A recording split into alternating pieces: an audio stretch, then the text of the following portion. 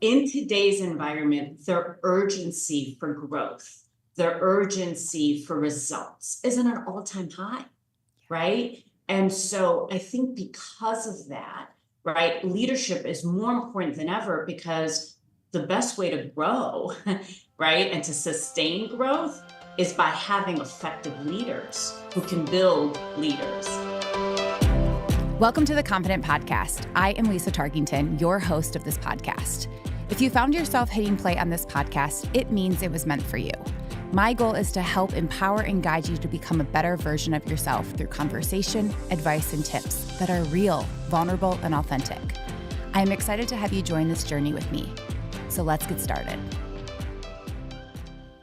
Hey, everybody. Welcome back for another episode of the Confident Podcast. I am your host, Lisa Tarkington, and it is such a great day to be here. We are going to be having an amazing conversation about literally one of my favorite words and themes of my life, probably in the last year, which is around leadership. Specifically, leadership values and how at no matter what level you're at, you can create positive change as a leader. And we're going to be really diving into these things. And you're probably noticing that I'm in a dress today because it is hot in Michigan. And I just want to say that, like I said on this the last episode that we had, is if you have summertime, if you have vacation time these next couple of months, take it, enjoy it. Focus on your mental well-being.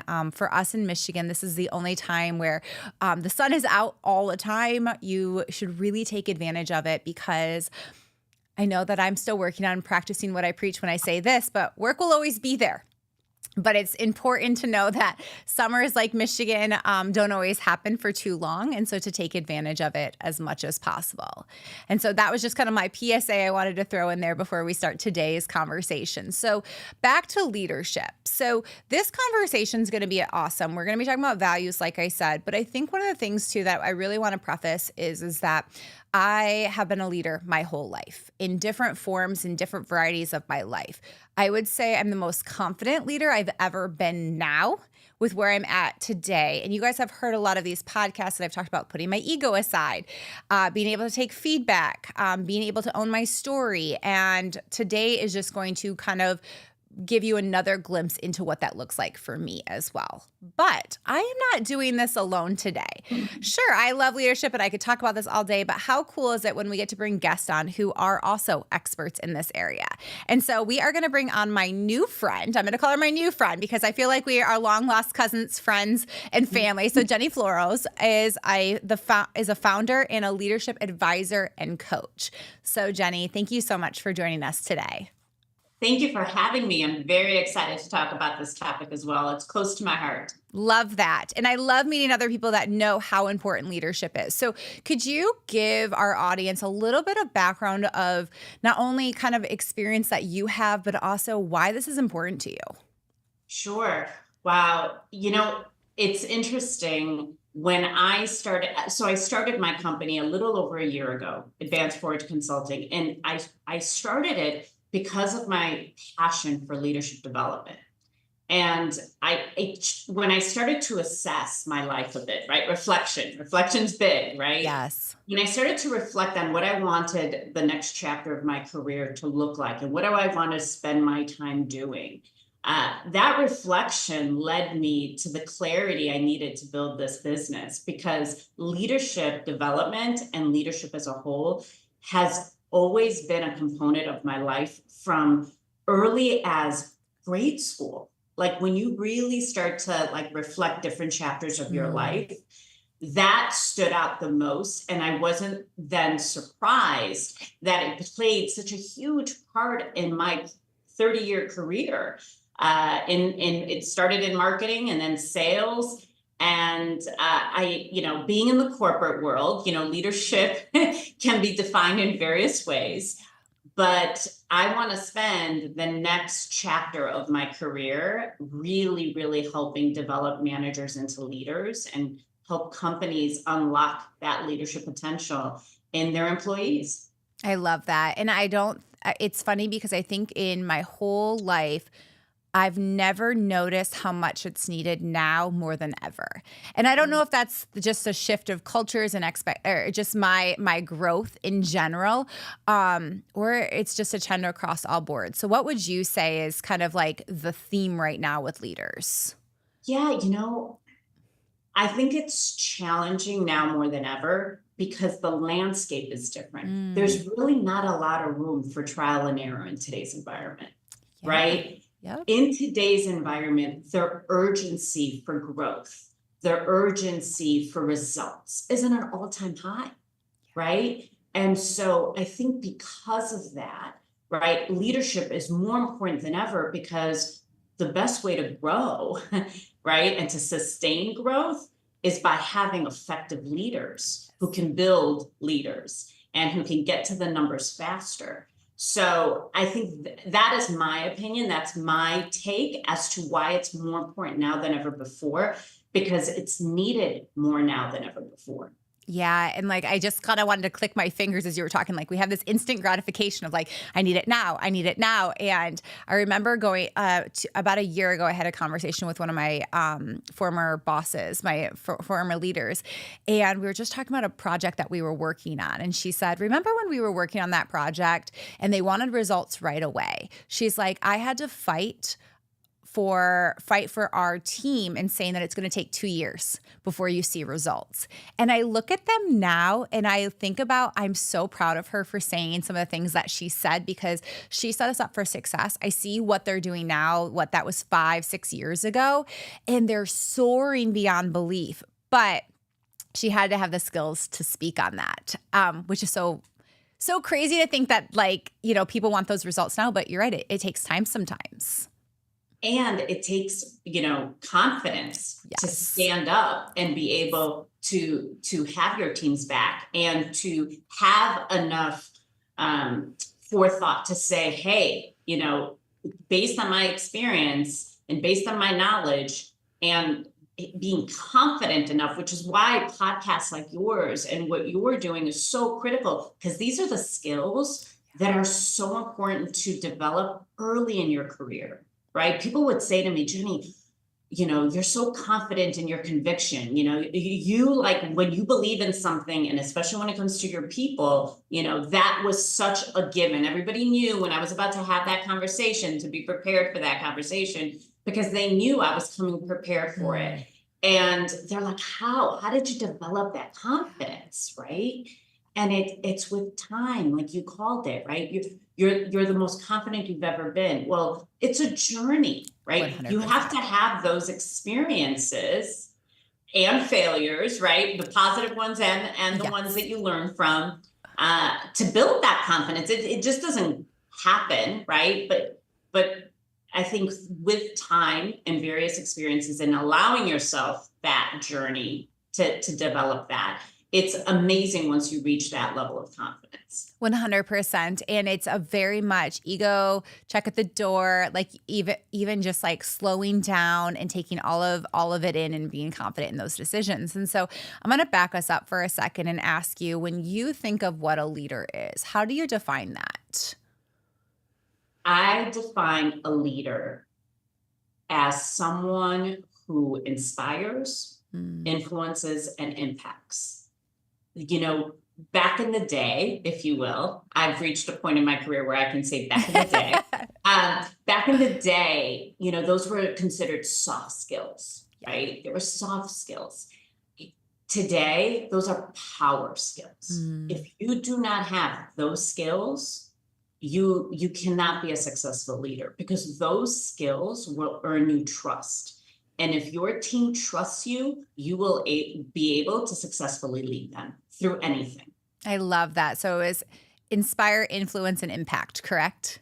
Correct. Love that. That's a very easy 3 I's to remember. So when you think of that and you think of backing up, so you said you had 30 years of experience. When was a time when you were a leader where, take us back to the moment where maybe you struggled as a leader? Because I think sometimes we talk about where we are now, but I can tell like both of us probably have our stories when we struggle. So like tell us what was that like and what level or like kind of career experience did you have at that time? Sure. There are bruises. There are definitely bruises that have happened, but with pride, Yeah, right? yeah. I take those scars with pride. I think the level where it really became obvious is when I went from being a manager to a regional sales director, Mm, right? So as a manager, I was good. I was good. I was learning a lot. I felt like I can navigate that. But where I became really challenged in my career is when I needed to delegate and mm, empower my managers. When I had reps reporting to me, different story. When I had managers now reporting to me as a regional sales director, that took on a different type of mindset that I had to really condition myself, right? Because at that point, I was so used to doing it all on my own, doing it all on my own. I had a system, I had a way, I knew what was needed to be successful. So my biggest challenge at that point in my career and the biggest lesson I learned, right, was delegation and empowerment. mm. And that's when my leadership skills started to come to the forefront. When I started to recognize and be confident in my skills and my strengths, and then recognize the strengths of others and allowing them to come to the forefront, right? Because again, in this world of urgency, you can't succeed unless you surround yourself with management and employees who can bring the different skills to the table, right? So that was a really defining moment for me when I started to learn and start to get adjusted in the whole delegation and empowerment. That was a definite um, moment that I think that where it was my aha moment for leadership. Yeah, and I'm assuming, but correct me if I'm wrong, that it didn't happen overnight. Oh gosh, And no. so how long did it take you to reach? I feel like it's a retraining of your mindset and your brain, because I remember that moment of always saying to people like, I'm ready for leadership. I'm ready for leadership. But I remember a leader once saying to me, but Lisa, you do both strategy and you also have to do tactical stuff within your role to go to the next level. I need you to be more strategic. And I couldn't grasp that because I was like, but all these things have to get done. Right. But like the goal is that I would delegate, but I didn't have a big team then and all of those types of things. So like, how did that flip for you? How did you retrain your brain there? Trial and error. I wasn't Mm, always great at it, right? I learned. In fact, I'm sure there are people out there that would probably say, "Hey, I remember that period of time in your career. I was impacted by yep. that." But I think, that's where assessing and reflecting is really important. And that was always a strength of mine. I Yep. owned my successes, I owned my failures, I Yep. owned my mistakes. And that's the other thing, we talk a little bit about that as far as owning it. The only way to learn, right, is by failing forward, right? So you Yes. fail, but you make sure that you fail forward in the sense that you learn from the mistakes and you keep moving forward and you don't repeat those mistakes. So, I believe that there was that period of time where I had to take ownership of not making the right decisions and then ensuring that those mistakes didn't happen again and getting better, right? And getting better and believing in strengths. There was over time, I'm a big believer you lean into your strengths. Like I don't I have removed the word weaknesses from my vocabulary. I think it's a horrible word. I think it invokes, disappointment and concern when you ask someone, "Hey, tell me about your strengths and your weaknesses." An individual is going to sit there for like quickly trying to figure out how do I turn that weakness into a Mm, strength in this conversation, totally negating what their strengths are because yep. they're so worried about how they're going to present themselves with their weaknesses, right? So I'm a big believer, and I teach my clients this that, if you say to someone, talk to me about your strengths and also share with me what are the opportunities that you want to continue to focus and develop in, right? And that's where things change, right? And that's where you start to work. We all have things to work on. Yep. Everybody Yeah. has things to work on. But the fear is by putting out weaknesses, you know, that's an opportunity to weaponize. And I'm not a fan of that at all. So I think through that course of time, it's just really being honest about what you're good at, what you're not good at, and making sure you're building your team around you that is good at you know, that have the skill set that may not be your strength. It could be an opportunity that you're trying to develop. Great, but lean into your strengths. Yeah. Well, and you're making me think of something that just came to mind as you were talking. Well, actually, I had like 20 questions as you were talking. I was like, oh, I need more on this. But the one thing that you just said was surround yourself with people that have strengths that aren't like yours. Yes. So, okay. So amazing. But it's really, sometimes it's hard for leaders to lead people that have strengths that they can't guide them on certain things because they don't know that area very well. So that's why I think sometimes people hire people like them because they're like, oh, well, I can totally help you with XYZ because I already know that stuff. But sometimes that's not always helpful, right? You need to surround yourself with other things. So what would you give advice for someone that's like, okay, I know I need XYZ, but how do I guide them as a leader because I don't know? I'll just use the example of like technology. Like you might be leading people in technology that you know nothing much about. So how should they lead? If it's a strength of theirs, you don't have to lead them in that direction, right? You lead them in the other aspects of their development, right? You teach them and you guide them on the areas that they're not strong in, that they want to work on, right? That are needed to be successful as a team. You don't need to focus on what they're really good at. You know, they've kind of taken that over, right? Because to your point, if I hired, you know, I would get that question a lot in my previous life, regardless of what executive or what C-level exec was, you know, within the company at the time. We had some transition throughout the years. That would always be one of the number one questions. They're like, what is it about your business unit where you have so much talent? So much talent comes out of your business unit, you know, and or people don't want to leave your business unit, you know. They're like, what is your secret, you know? And I'm like, I build talent. I bring in skill sets, right, that are not replicas of me. Yeah. You know, and I think what's a really important thing, and again, it comes with time, be confident in your strengths.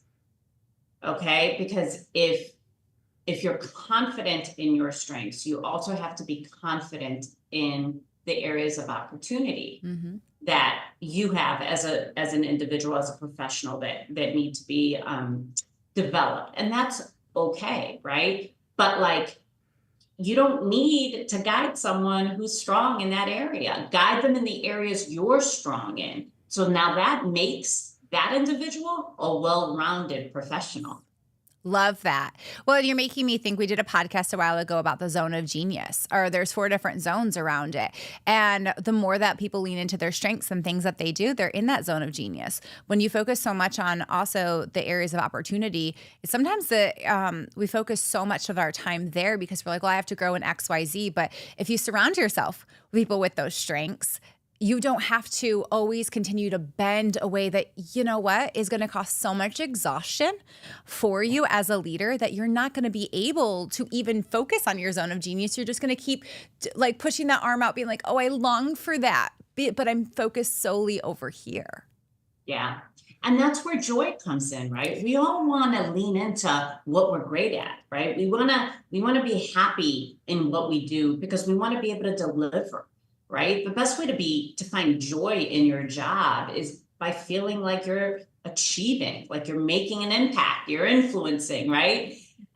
So that was always my philosophy as a leader throughout, my career in building high performing teams and successful teams and leaders. And so, when I share this with you, this advice is proven. Like I have a lifetime, a career built on this approach, and it has been extremely, extremely successful.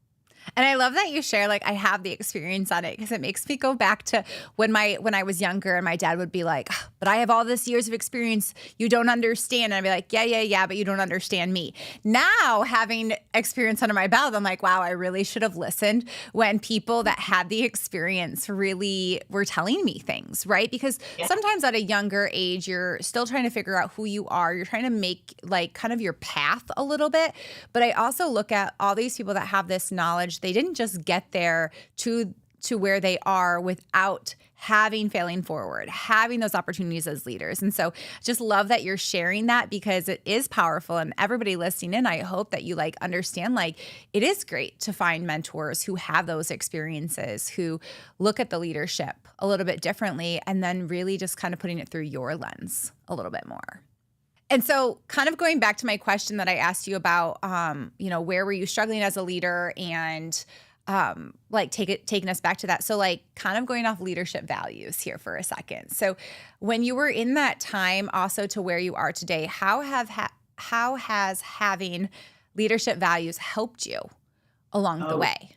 absolutely. I mean, it's your foundation, right? I call them my non-negotiables, right? Mm. Those are core values. They're Yeah. non-negotiables. They're, especially in sales, right? There's always a negotiation, right? Yeah. You're conditioned, you're trained, you're to negotiate, right? So it's really important because of that mindset that you also establish some non-negotiables, the things that are really important. Again, you could call them the core values that you have to be able to anchor back on something, right? Mm. Especially in the world of sales, especially in the world of tech that I was in, or any industry, right? At the end of the day, there's going to be so many turns and twists and pivots, that if you don't have a foundation to anchor on, right, it's going to burn you out. It's going to make you question, yourself and your abilities. So throughout my career, and again in my teachings and coaching, I I encourage, right, people to consider finding out what are those core values, what are those non-negotiables that they're willing to anchor on, because everyone has a different trajectory Totally. Yep. to their leadership journey, right? So asking those questions and coming up with those answers and then just living by those, I think really helps in those tough times and those dark days. Yeah. And so you know that my next question is going to be is, Jenny, what are your non-negotiables? My non-negotiables have always been passion.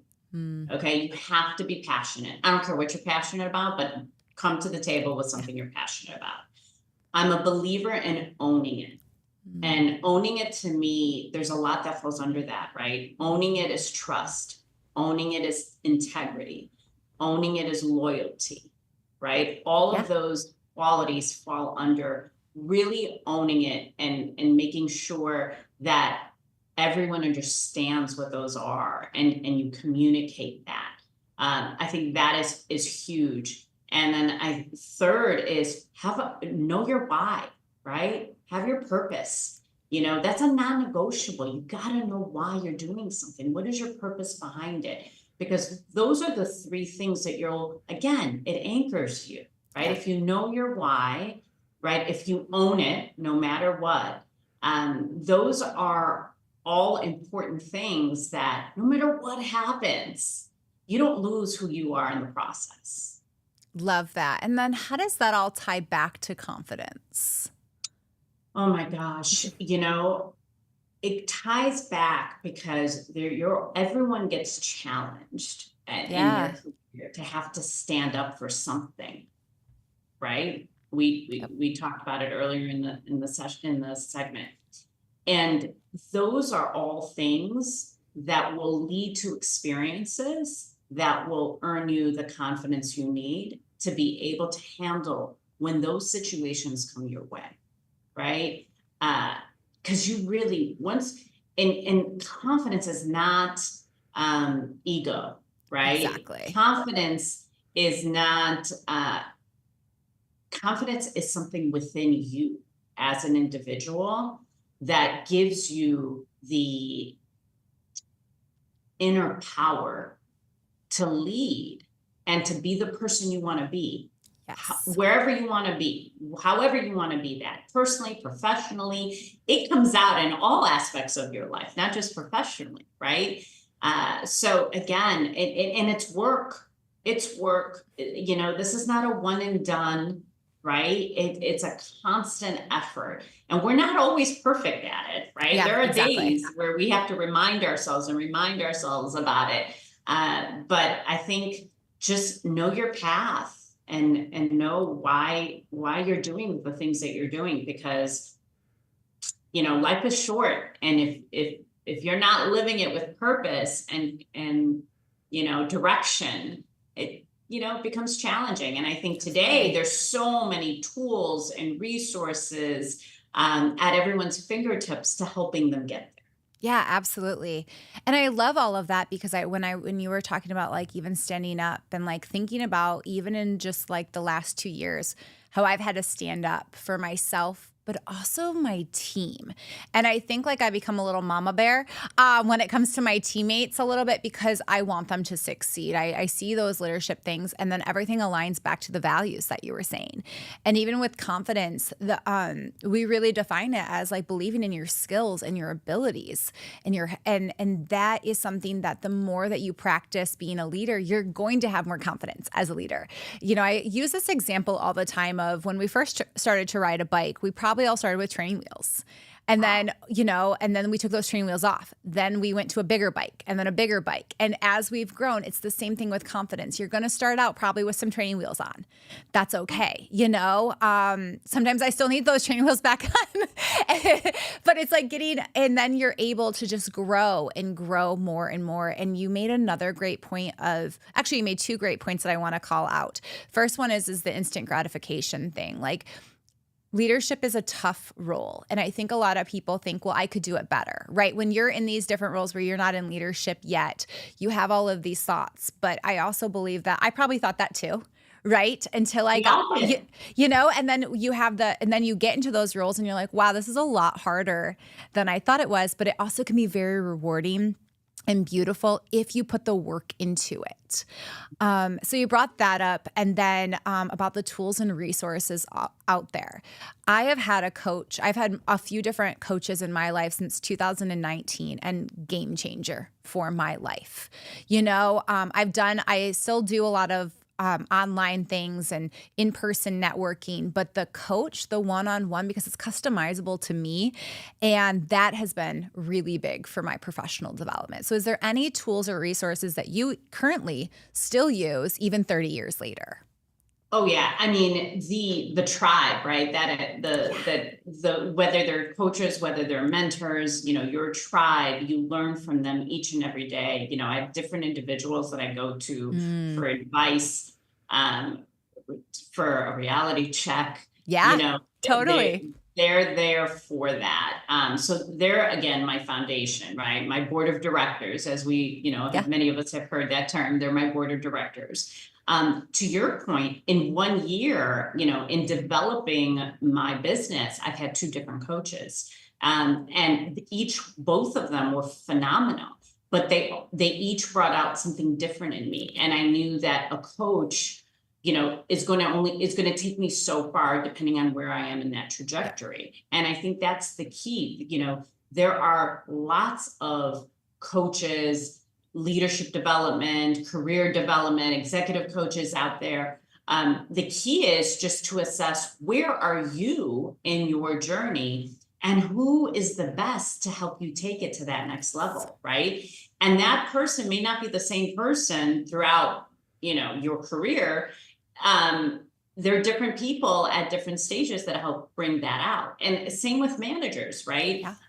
We used to unfortunately, there was a period of time in one of my former companies where we moved teams around quite a bit. Growth was at an all-time high. And so we had to like move teams, move managers. And there was a point where the sales reps were just like, okay, like I can't keep adjusting to a new manager, and I said, Yeah. but think of the beauty of that, because each manager has a different skill set Mm. and they're going to unlock a different potential in you that you may not have.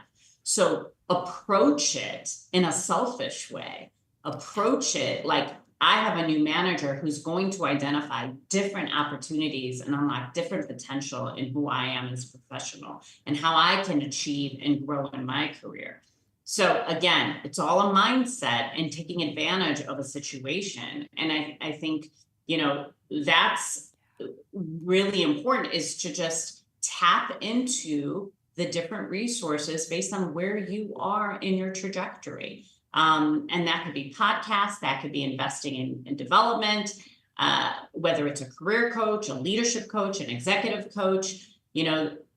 There's so much out there right now. So, seek it out, assess it, Yeah. and then make the right decision for you based on where you're at.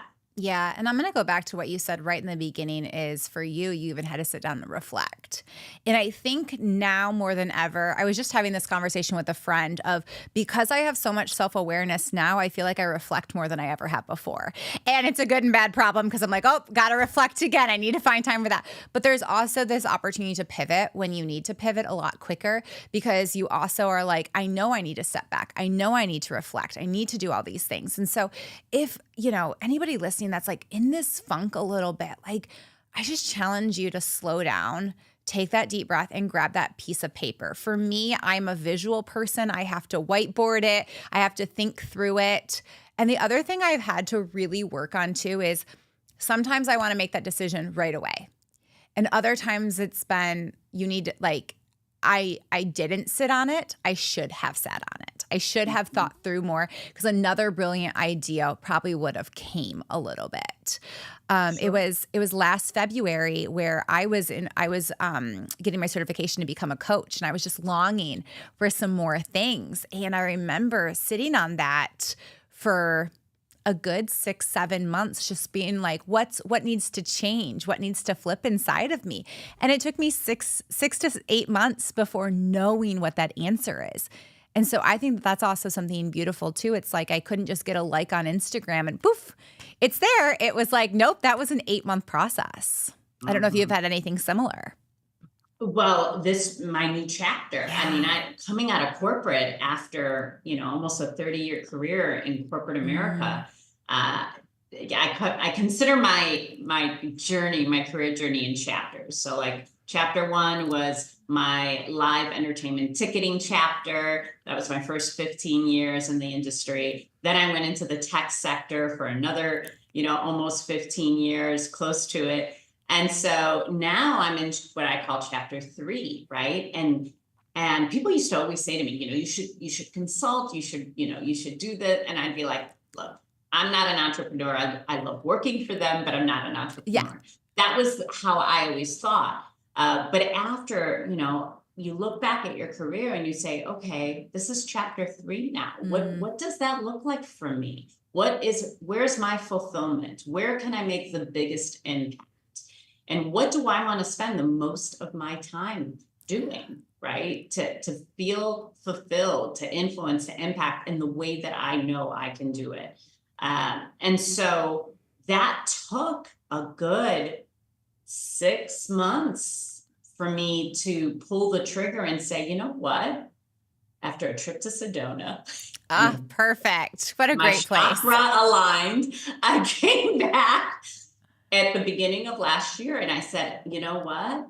I am going to invest in a program to help me figure out how to launch my own business and really be able to exit corporate, but not just exit corporate, but do it in such a way. I didn't want to make obvious mistakes, right? Yeah. So I invested in a program, in a coaching program to help, female executives exit corporate, because I wanted to make sure that what I was doing, to the best of my ability. And so, I think those lessons are really key and important. And I do think it's important to sit in the silence for a minute, however long a minute is, right? A minute could be 3 months, a minute could be 6 months for certain people, right? But sit in the silence. You'd be surprised how much clarity comes from sitting in silence, right? Whether you journal, whether you do the exercises to take you back to, who you are at the core and what your purpose really is. And that was the exercise truly in this program. It was the questions that led me to finding my purpose started from when I was a kid. And I didn't even realize, right? And so it's amazing what can come out of just sitting in silence for a little bit. Yeah. And as you were talking, I was even imagining I'm just going to say a few words that come to mind. It's scary, it's uncomfortable, it's tearful, but then it's bright, it's sunny. You're climbing this mountain and you're not going backwards. And then eventually you're on top of this mountain and you're looking outward and being like, I got there. And it wasn't easy.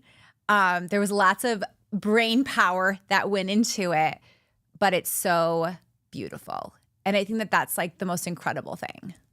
I mean, Lisa, for someone who we're new friends, but you described my journey perfectly. Exactly what happened, right? There was some dark moments. We've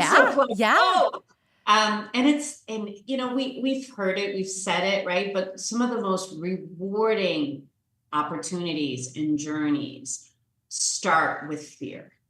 Yes. Right? Yes. A little bit of fear is really good, right? It is.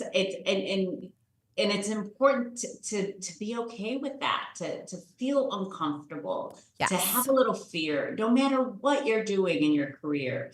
That will motivate you. That will, that will give you the strength you need to keep going. And so I think that, people just sometimes I share with friends and family and clients like slow down, don't rush to get to the end, right? There's like this need and desire to like, in 2 years, I got to get promoted. And then in 2 years, I got to get promoted again. And what's next? What's next? What's next? Right? That's like the tagline. It's like, you need to give yourself the time and space to be present in the lessons, right? Because if you miss it, the journey is going to be a lot tougher. Yeah. And so, allow yourself the time. There's a reason why you didn't get promoted. There's a reason why you didn't get hired, right? There are reasons for that. And allow yourself that journey to learn from that. It's everyone can write a book. I truly believe that. Everyone's journey is so incredibly different that everyone just needs to be the narrator of their story and own that. Yes, I love everything that you just said, and I resonate a lot with that. So kind of ending and wrapping up, what is the one last thing that you would leave our audience with? Keep striving to be the best version of yourself. Don't let anyone stand in your way of that. Whatever that means, whatever that looks like, whatever direction your path takes you, make that a non-negotiable for yourself. Love that. That would be what I would leave people with. Love that. Well, thank you, Jenny, so much for hanging out with us. I'm pretty sure we could have chatted way longer than what but I just wanted to say thank you. It was amazing, and I loved your insight. Again, impact, influence, and inspire is the three things to think about when it comes to leadership, when it comes to thinking about your values and really living out that purpose. And know that you might trip along the way, but that's okay as long as you get back up. For everybody tuning in, I always say continue to spread love and kindness to everybody that you meet. But I'm going to end a little differently today. I'm going to say go be bold, because I think that that's really what came from today is like go be bold and go be you, because the world is waiting for a leader like you. So thank you for everybody for tuning in, and have a great day. Thank you. Thank you for tuning into the Confident Podcast. If you enjoyed today's episode, don't forget to subscribe, leave a review, follow the Confident Podcast on Instagram and TikTok, and share it with those who might benefit. Also, if you are looking to work one-on-one with me, message and follow me on Instagram at Lisa Tarkington Official. Stay confident, stay inspired, and until next time, keep striving to be the best version of yourself. Take care.